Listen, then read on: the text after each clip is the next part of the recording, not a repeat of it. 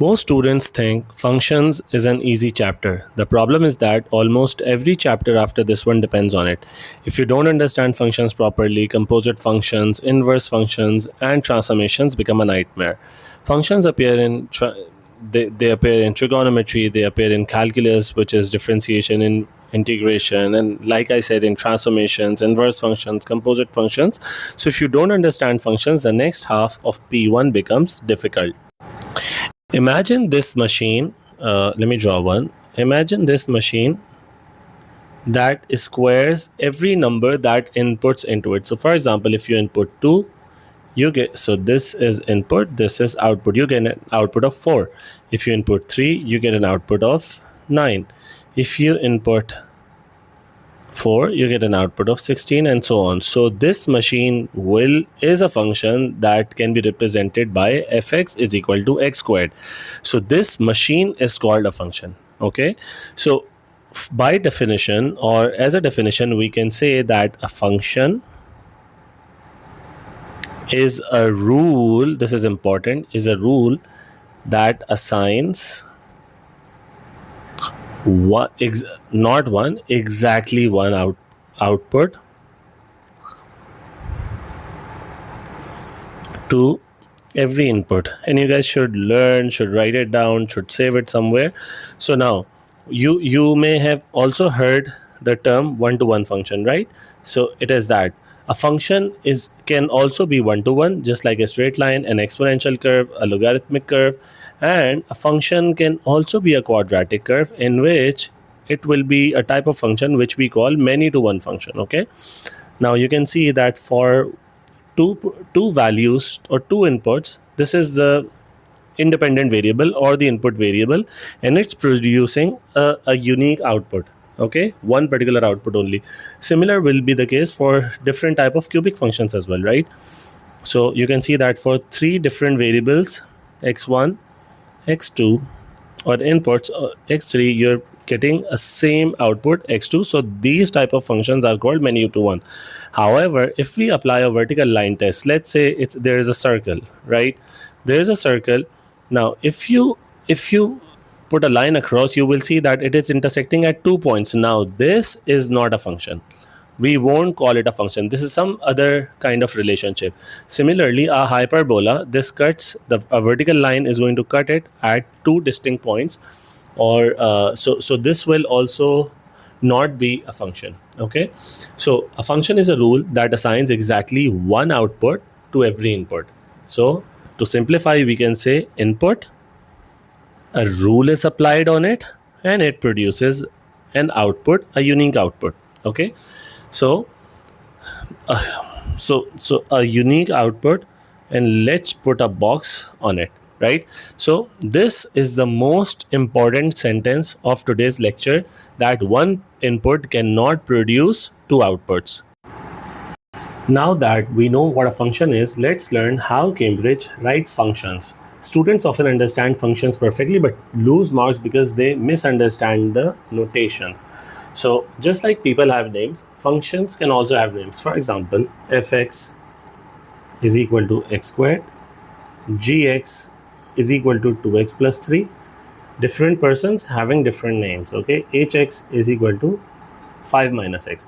So the letters F, G, and H are simply names. They could have been called anything. What matters is the rule attached to them. Okay, now, so let's say, let me change color. Let's say fx is equal to x squared. Now fx does not mean, so fx does not mean f multiplied by x. Never do that. Okay, instead fx means that the output produced by function f when the input is x. So fx collectively is an output when the input is x. Okay, so this is the output and this is the input. Now, so for example, let's say if a function fx is equal to x squared, so what is f of 3 going to be? So this is simply put a bracket around 3 and square it. So this is going to be 9, right? Now if you had to find f of 5, so this would simply be 5 squared, so this would be equal to 25. Similarly, if gx is equal to, I'll put a line in order to mark a change in function. So if this is 2x plus 3, now g of 4 is equal to 2 times 4. In place of x, I'm going to write 4 plus 3 is going to be 11. Okay. Now, similarly, if I had to find out what g of negative 2, that is, if I input the value of x as minus 2 in the function g, what am I going to get in return? So instead of x, I'm going to input minus 2 from here and add 3. So 3 minus 4 is equal to negative 1. Okay.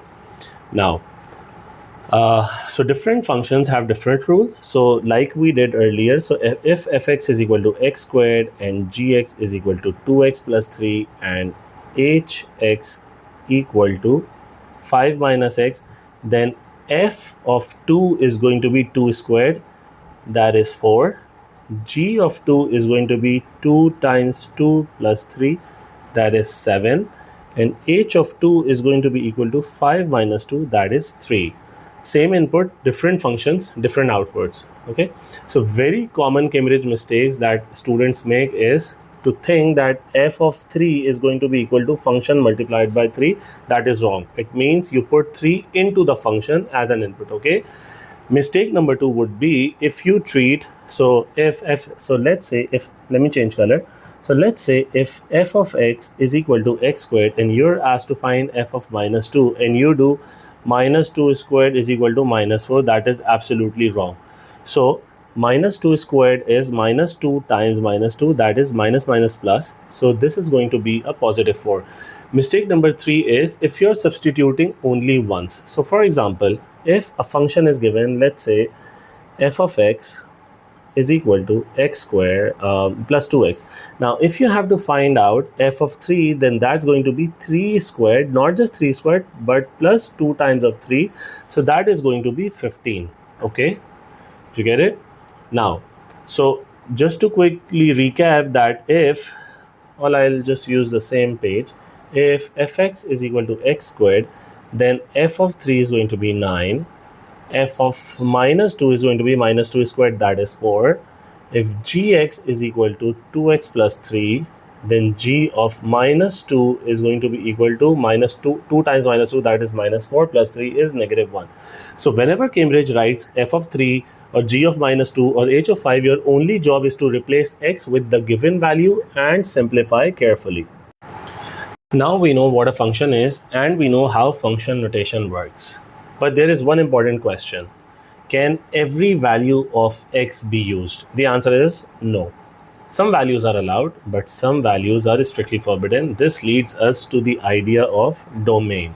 Now, so domain, I can say that domain is all allowed input values, and I will take input as x, so all allowed x values. The domain tells us which inputs are allowed to enter the function machine. I'll try to explain it through a few examples. So let's do example.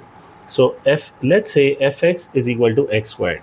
Now you can, so can I put 2 into the function? Yeah, of course you can. So f of 2 is equal to 4. Can I put negative 5? Yeah, of course. So f of negative 5 is 25. Can I put 100? Yeah. So that is going to be 10,000. Can I put 0? Yes. That's going to be 0. Therefore, I can say that domain is probably all the real values. So you will have seen that x belongs to all real numbers in past paper questions. Okay. So all real numbers are allowed. Now let's try to do one more example. So in example 2, let's say that fx is a square root of x minus 3. Now, square roots introduce, let me use red color, restrictions. Okay, now take it as it is. Now, you have to understand that what is inside the square roots. So, inside of the square root is this highlighted part, which is x minus 3. So this x minus 3 has to be, for a square root inside the under root sign, has to be equal to or greater than 0. Okay, therefore the domain is going to become, you add 3 on both the sides, so you're going to have x is greater than and equal to 3, and this is going to be your domain. So this is going to be your domain for the function f of x is equal to under root of x minus 3. Okay, now can So in this f of x, can f of 5 exist? Yes. F of 5 is just under root 2. Yes, very much. So can f of 3 exist? So f of 3 is nothing but under root 0. Yes, this is 0, so it exists. Can f of 2 or lesser values exist? That's going to be negative. So yes. So it cannot exist. Not a real number. Okay, so it's not a real solution. So you're going to study this in P3 later in complex numbers, but it's not allowed here. Now let's do another case. So let's do an example 3 of denominators. So if there is a function, let's say g of x is equal to 1 upon x minus 2. Now in reciprocal functions, there is an interesting property that the denominators can never be 0 for any fraction. Actually, the denominator can never be 0. So we are going to say that x minus 2 can never be equal to 0. Therefore, if you add a 2 on both the sides, you're going to say that x can never be equal to 2. Now let's quickly check. Can x is equal to 5 be used? I will see. So g of 5 is equal to 1 upon 5 minus 2. That is 1/3. Yeah, of course it can. There is no 0 in the denominator. Now, can x is equal to 0 be used? So g of 0 is equal to 1 upon negative 2. That is just negative 0.5. Yes, completely okay to use that. However, can we use x is equal to 2? So g of 2 is equal to 1 upon 2 minus 2. So this is 1 upon 0. So not allowed. Okay. Now, another example could be a combination of these both restrictions. So let me say that h of x is equal to 1 upon under root of x minus 4.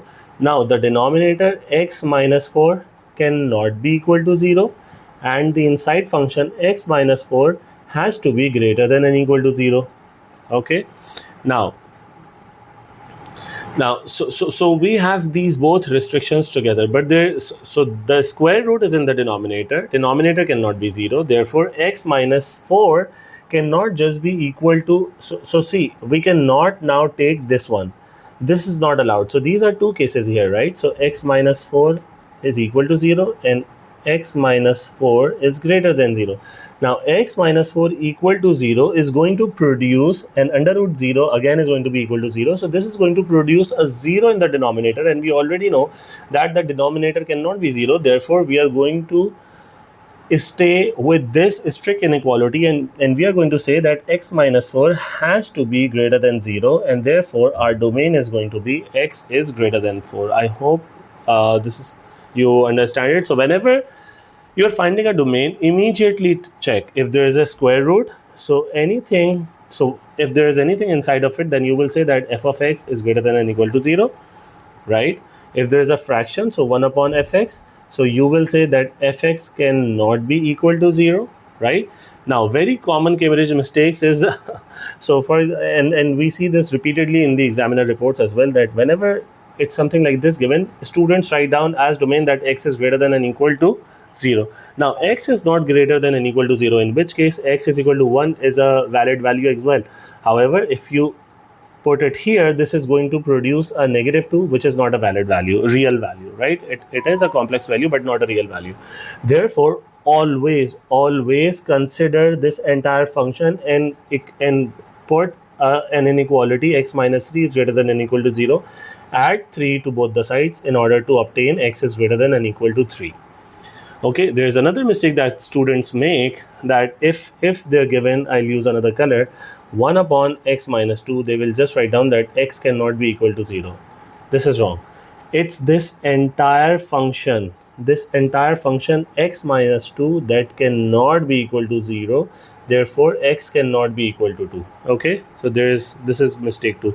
So let's do a very quick recap, that domain is all the allowed input or x values in our case. For a square root, the inside function has to be greater than and equal to 0. For fractions, the denominator can never be equal to 0. So for example, and we have done quite a few examples. So whenever Cambridge asks for the domain, your job is simply to identify which x values break the function and remove them. Okay. Earlier we learned about the domain. Domain tells us the allowed inputs or all allowed x values, as we were talking about. Now we ask a different question. What outputs. What outputs can the function actually produce? This is called the range.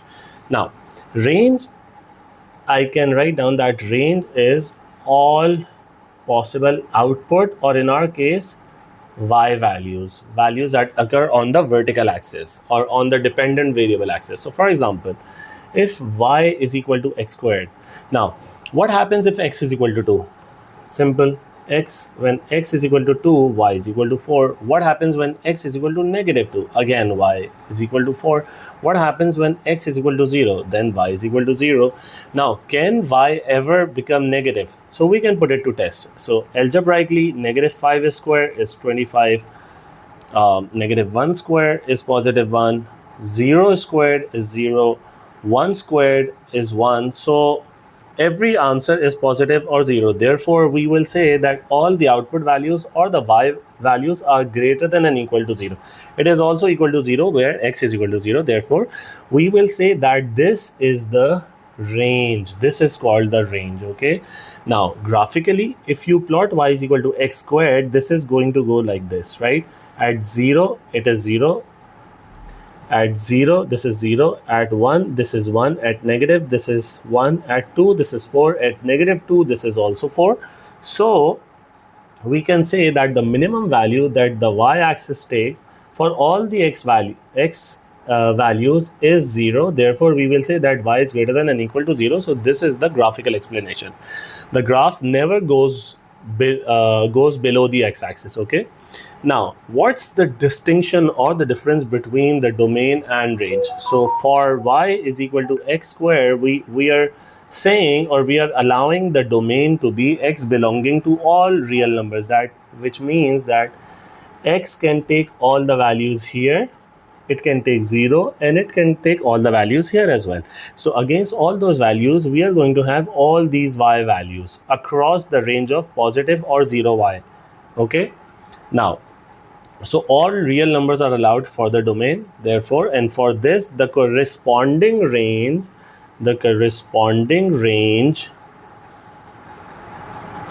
is going to be y is greater than and equal to 0. Okay. Now, let's do another example. So if a function of x or y is equal to x squared plus 3. Now, what is the smallest value of x? What is the smallest value of x? It is going to occur at x is equal to 0. So f of 0 is going to produce a 0 squared plus 3, that is 3. So therefore, the smallest possible output value therefore is going to be 3, right? So we will say that for any other values of x, the y values are going to be greater, but the y is going to obtain the least value when x is equal to 0. Which is going to be at 3. So we will say that the range of y, or the vertical values that this function can obtain, is greater than and equal to 0 here. Is greater than and equal to 3, my bad. Now, in example 3, let's talk about another function, which is y equals to x minus. So this is a transformation function, but we will talk about that in later videos. So squaring is still happening, as you can see. So the smallest, so definitely this function can never be negative, but the smallest value of this is going to be 0, which is going to occur at input value 2, right? So 2 minus 2 is 0, is a square is just 0, right? So therefore, still y is going to take greater than and equal to 0 range. Okay. Now let's do another example, which and this specific case where the graph is a maximum type, we are going to cover in our next in 2-3 videos ahead, is going to be in quadratics. So let's say there is another function fx is equal to 5 minus x squared. So what is the largest value of x squared, right? Now, this can only be positive, right? So you are taking away something positive from 5. So for any value of x, the total output value is only going to be lesser than 5, or it can be equal to 5 when x is the minimum, and x is going to be the minimum when x is equal to 0. So f of 0 is going to be equal to 5 minus 0 squared is going to be 0, or for any other value of x, it is going to be a positive number because we are squaring it, and you take away a positive number from 5, it's going to give you a lesser number. Therefore there is no largest value. It can keep the largest value of y occurs when x is equal to 0, which is y is equal to 5. So the graph will go down forever. So we will say that y is less than and equal to 5 is the range for this graph where we are allowing all the real numbers in the domain. Okay, so we can do a few shortcuts. So for a lot of P1 students, you find the turning point whenever a function, a quadratic function, or some parabola is given. You decide whether it is a minimum or maximum, and then you write the corresponding range. Okay, so for example, if the function is like this, you find this particular point. Let's say this is a, and and for all values of x in the domain, you will say that y is greater than or equal to a. However, if the function is like this, you find the turning point. Let's say this is b, then you will say that y is less than or equal to b if the if for the provided that all real values of x are in the domain. Okay. Now, very common Cambridge mistakes that students make is you write x is greater than 0 for the range, is that they write down that x is greater than or equal to 0, whereas they were supposed to write y is greater than or equal to 0 or f of x is greater than or equal to 0, because they represent the dependent variable or the vertical axis. Okay. Range always talks about y values and not x values. Okay, another mistake that students make is that for let's say y is equal to x squared, instead of writing y is greater than 0, so they write y is greater than 0, right? So now this is not the range, because for y equals to x squared, 0 is also part of the y, right? Because it occurs, y is equal to 0 occurs at x is equal to 0, and x is equal to 0 is part of the domain. Therefore, you must write down y is greater than and equal to 0. Okay.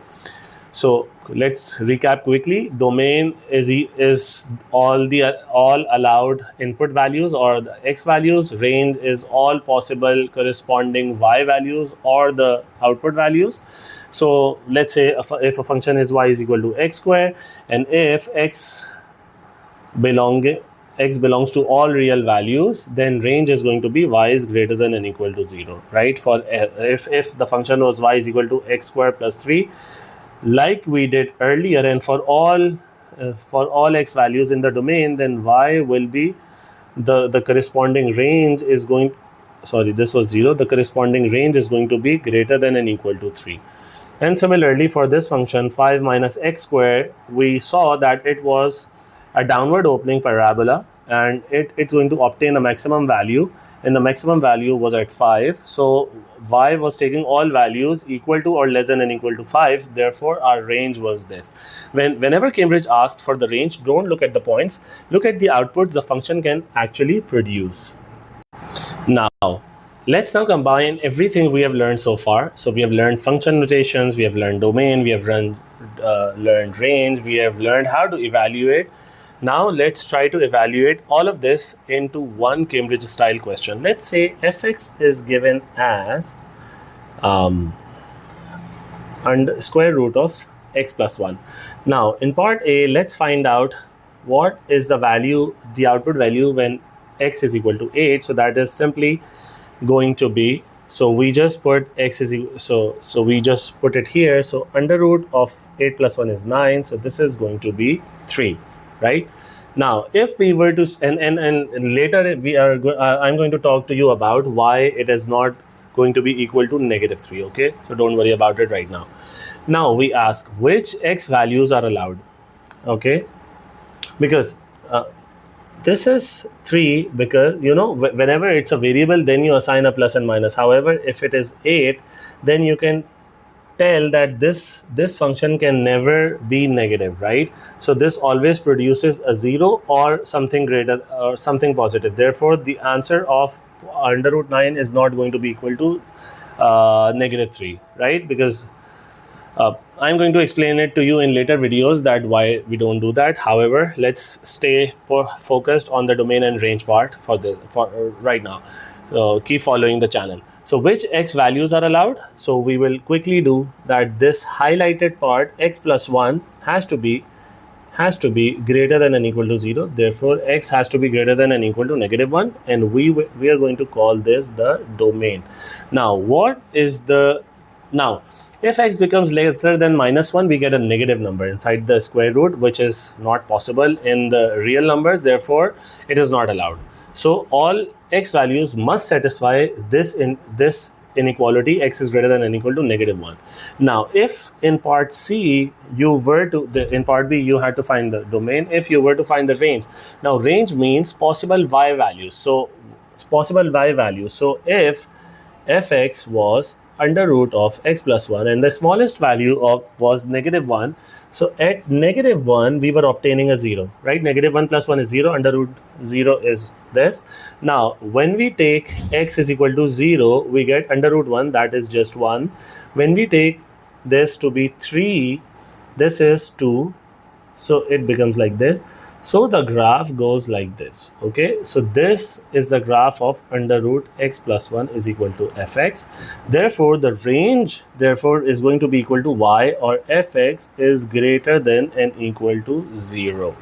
Okay, so this is the range. So our final answers was f of 8 was equal to 3, domain was greater than and equal to -1, and range was y is greater than and equal to 0. I will write down range here as well. So in exams, whenever you see a function question in P1, always think in this order. Can I substitute a value to evaluate? Which x values are allowed? That's domain. Which y values can be produced correspondingly? That's range. And if you follow this sequence, function questions become very straightforward.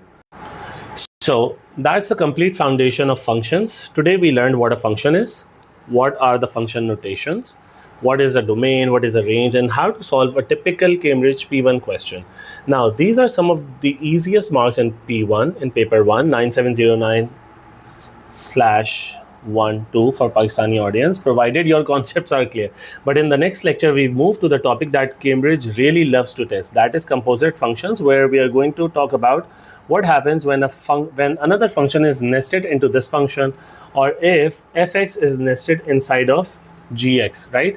So why these are usually not the same thing? Because they are not the same thing, right?